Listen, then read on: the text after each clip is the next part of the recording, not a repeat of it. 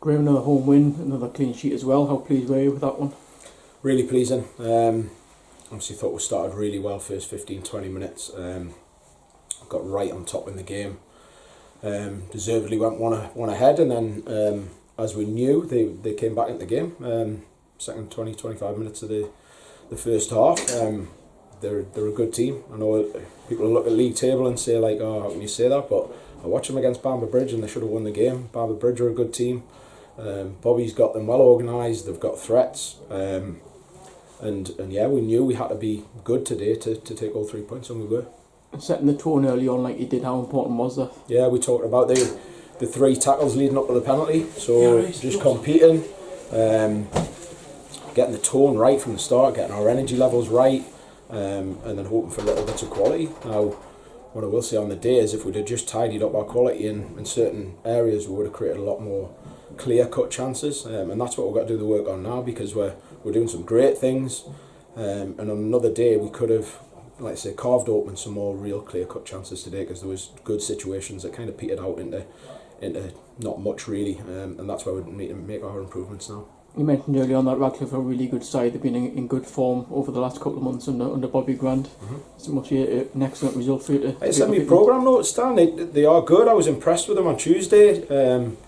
They're going to cause problems for teams at the top end of the pitch. I've got no doubt, because the players they've got, and like I say, we've got them organised, we've got a way of playing. They do play football. I knew it was going to be an entertaining game because both teams play, and it panned out to be that way. So yeah, look, we're delighted with the win against a decent team in this league, and roll on to the next game.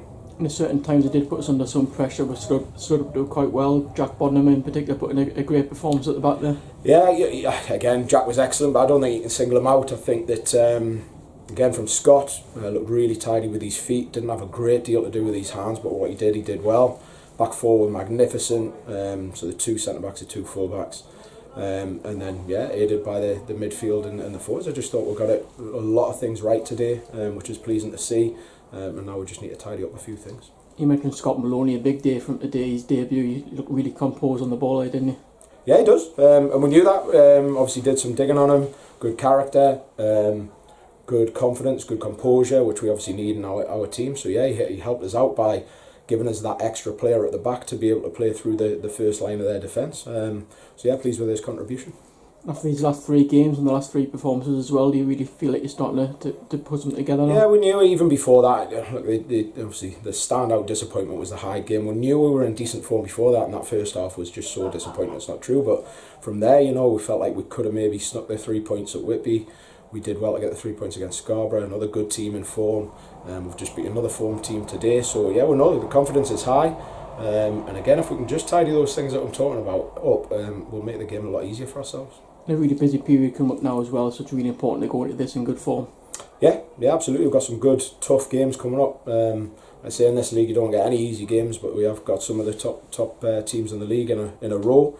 It's going to be competitive, but we have to put ourselves in a good place, which we are at the minute, to go into those games with huge confidence. And like I say, I'm pleased with how it's kind of ticking over at the minute.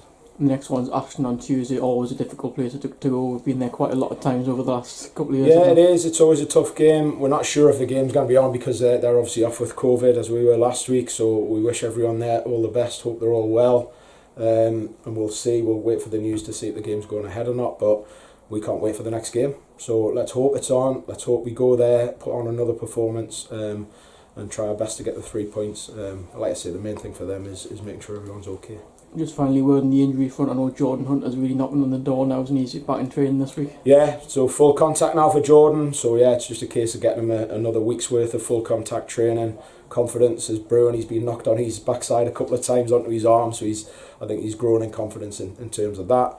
And then obviously we've got Milo, who don't think he's going to be too far away now. Obviously maybe 7, 10, 14 days, somewhere in that sort of region, fingers crossed. And then obviously long term with Rossi, maybe 5-6 weeks, we'll see.